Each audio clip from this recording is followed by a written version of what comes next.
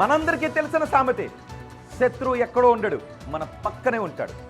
ఇన్నాళ్ళు గాంధీ భవన్లో పదవులు భర్తీ చేయకుండా హలో ప్రెసిడెన్సీ నడిపించిన టీపీసీసీ చీఫ్ మహేష్ కుమార్ ఈసారి ఏకంగా సొంత కాంగ్రెస్ ప్రభుత్వానికే సెల్ఫ్ గోల్ కొట్టేశారు.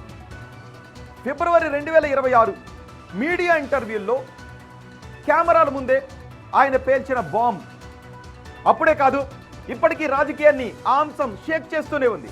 ఇంతకీ ఆయన పేల్చిన బాంబ్ ఏంటి, ఆయన ఏమన్నారో ఒకసారి చూద్దాం.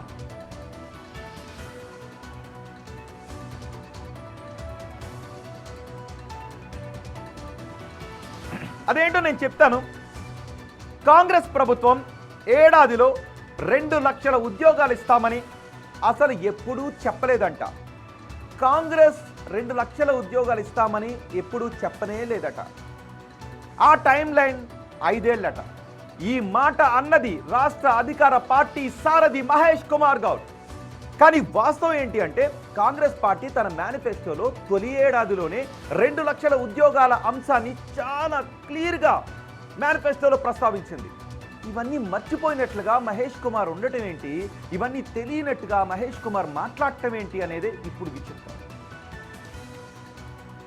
ఇక డిప్యూటీ సీఎం బట్టి విక్రమార్క 2024 ఆగస్టులోనే ఓ జాబ్ క్యాలెండర్ రిలీజ్ చేశారు. 2024 సెప్టెంబర్ నుంచి 2025 జూలై లోపు సరిగ్గా 20 రకాల రిక్రూట్మెంట్ నోటిఫికేషన్లు ఇస్తామని ఆ పబ్లిక్ డాక్యుమెంట్లో చాలా క్లియర్గా రాసింది. రికార్డులు సాక్ష్యంగా ఉన్నాయి. ఆ క్యాలెండర్ ఇప్పుడు ప్రజల ముందే ఉంది. సాధారణంగా ఒక అధికార పార్టీ ప్రెసిడెంట్ ఏం చేయాలి?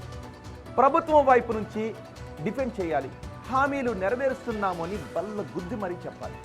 కానీ మహేష్ కుమార్ మాత్రం అసలు ఆ ప్రామిస్ లేదు అంటూ లైవ్లోనే చేతులెత్తేశారు. అంటే కాంగ్రెస్ మాట తప్పింది అని విపక్షాలు ప్రచారం చేయనక్కర్లేదు.